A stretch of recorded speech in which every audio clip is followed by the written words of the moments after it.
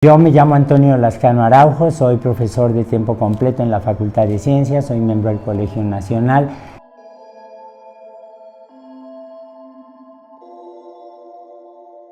¿Es inevitable contagiarse por el virus? No es inevitable que la gente se infecte. Las infecciones sabemos exactamente qué las causa.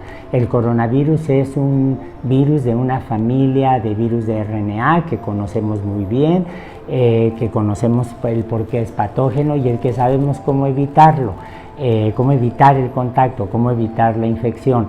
¿Son efectivas las barreras de protección rutinarias para evitar la infección? Yo creo que un profesional, una odontóloga, un profesional de la odontología sabe qué tipo de guantes puede usar para atender a los pacientes, usan cubrebocas de manera normal y usan unas caretas transparentes en algunos casos que yo he visto, de manera que ese tipo de precauciones son las mismas que tendría que utilizar una cirujana, un médico cuando esté haciendo una intervención de otra naturaleza. El punto básico es, no hay nada de mágico en la infección. Sabemos exactamente cuál es el patógeno, sabemos cuáles son sus debilidades, sabemos cuáles son sus fortalezas y podemos funcionar para contrarrestar. ¿Es cierto que el virus es vulnerable a temperaturas ambientales altas? No, cuando se habla de altas temperaturas se está hablando de la temperatura que la comunidad de la salud, médicos, enfermeras, odontólogos, técnicos, etcétera, saben usar para esterilizar el material quirúrgico, incluyendo desde luego el material que se usa en las tareas de la odontología. Altas temperaturas ambientales significarían temperaturas, no sé, como las que encontramos en los trópicos, en la Ciudad de México durante el verano, al mediodía, etcétera. Todo lo que tenemos hasta este momento de información indica que esas no son temperaturas que logren ni destruir ni inactivar al virus. Entonces es algo en lo que no nos podemos confiar. ¿En qué superficies es más resistente el virus? Bueno, hasta ahora, precisamente antier salió un artículo en The New England Journal of Medicine, que es una revista muy seria, en donde se ve, por ejemplo, ya específicamente con este coronavirus, que hay algunos que pueden resistir, por ejemplo, en superficies de acero durante varias horas. No resisten bien, por ejemplo, en superficies como el cartón, como las telas, etcétera. Pero aquí hay un resultado que es absolutamente fascinante, que a mí me llama mucho la atención. En 1832 hubo una epidemia de cólera en Europa, que aparentemente llegó de la India, brincó a Inglaterra, de Inglaterra brincó al resto de Europa y se empezó a extender. En París hubo una mortandad brutal y de repente, viendo los datos, se dieron cuenta los médicos que en una parte de la misma ciudad de París había muy pocos enfermos. Fueron a ver qué pasaba allí y resulta que era gente que trabajaba con cobre, hacían sartenes, casos, cucharas, pozos, pocillos de cobre. Y ahí sí fue como la gente se empezó a dar cuenta que el cobre es especialmente eficiente matando patógenos. Sabemos muy bien el mecanismo, se destruye la membrana de las bacterias, se libera el DNA y entonces el cobre rápidamente rompe la doble hélice del DNA y se inactiva el patógeno. Hace unos años se publicó un análisis en donde se veía el efecto de las superficies de cobre sobre virus, incluyendo el de la influenza, y hace 2 días se vio que curiosamente, efectivamente, el cobre también puede destruir mucho más fácilmente que el acero inoxidable a los coronavirus. Esto lo que sugeriría es que, como un proyecto a largo plazo, deberíamos cambiar las perillas, las superficies de acero del material quirúrgico, de las mesitas en los hospitales, etcétera. Y por ejemplo, cuando uno llega a Chile, es muy alentador que en el momento en que uno pasa a la ventanilla de control de pasaporte, está forrado con cobre, el lugar donde uno pone las manos, deposita el pasaporte, lo recogen, etcétera. Vamos aprendiendo poco a poco. ¿Existe información sobre alguna vacuna que se esté elaborando? Bueno, en cuanto comenzó la epidemia, en cuanto se dieron los primeros brotes, inmediatamente distintos grupos de investigadores se dieron a la tarea de buscar vacunas. Y como ustedes saben, ahora hay técnicas que son extraordinariamente rápidas, eficientes, como las vacunas de RNA.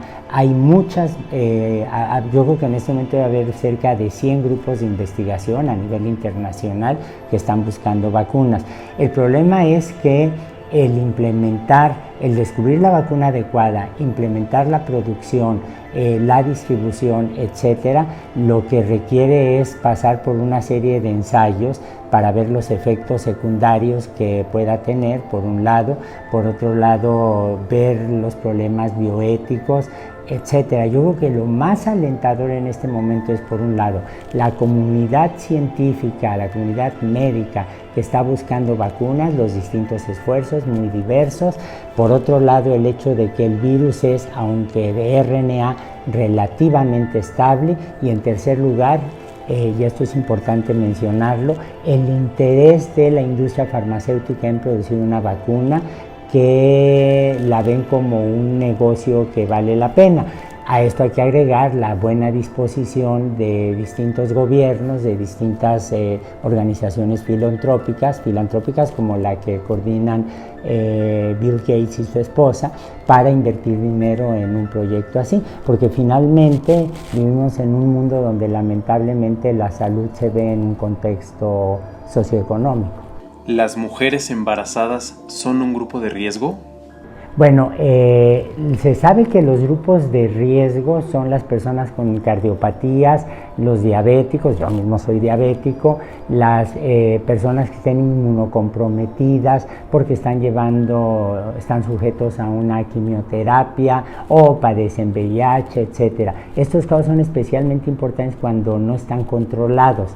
Las embarazadas, se sabe históricamente, es conocido el hecho de que están deprimidas, un poco deprimidas en términos inmunológicos, pero hasta ahora no hay ninguna evidencia que las coloque a ellas en especial en un grupo de alto riesgo. Más bien es gente que tenga, como le mencioné, algún problema como diabetes, cardiopatía, hipertensión, o que sean personas de edad muy avanzada. Características como la raza, alimentación, clima, ¿harían el comportamiento del virus diferente a como se manifestó en zonas de Europa o Asia? Yo creo que no. De hecho, la población humana es extraordinariamente diversa. Hay diversidad biológica en toda la población humana, hay polimorfismos, por ejemplo, y ciertamente sabemos de personas que somos más sensibles a un patógeno o a algún agente que otros. Eso es parte de la diversidad biológica natural en toda población humana, en toda población animal, en toda población vegetal. Hasta ahora no hay ningún indicador que sugiera que, por ejemplo, los chinos son más resistentes que los mexicanos, o que los mexicanos aguantamos más una infección que los europeos. Cuando uno habla de europeos, hay que recordar que hay europeos que son negros, hay europeos que son asiáticos, hay europeos que son del norte del África, hay europeos que son caucásicos. Ese es un prejuicio que deberíamos evitar. Lo que es muy importante, sin embargo, es tomar en cuenta que, por ejemplo, una población indígena marginada como la que tenemos en México, que esté en pueblitos aislados en el norte del país o en el sureste de la nación, es gente que no va a tener una alimentación adecuada, que no han tenido suficiente atención médica, y entonces eso efectivamente los puede hacer más sensibles ante no solamente esta infección, sino cualquier otra. ¿Cómo dimensionar hasta dónde nos puede afectar este virus? Bueno, toda epidemia es un fenómeno no solo médico, sino también social. Lo que implica es que tiene una perspectiva ideológica, tiene consecuencias económicas, tiene implicaciones políticas. Yo creo que desafortunadamente vivimos en una sociedad en donde la salud es un privilegio de clase. quienes vivimos en la ciudad, por ejemplo, tenemos acceso a mayor protección que los pueblos indígenas que están distribuidos en muchas partes del país, y dentro de la misma ciudad se puede ver exactamente cómo hay sitios que están más cercanos a hospitales de primer nivel o que pueden pagar eso.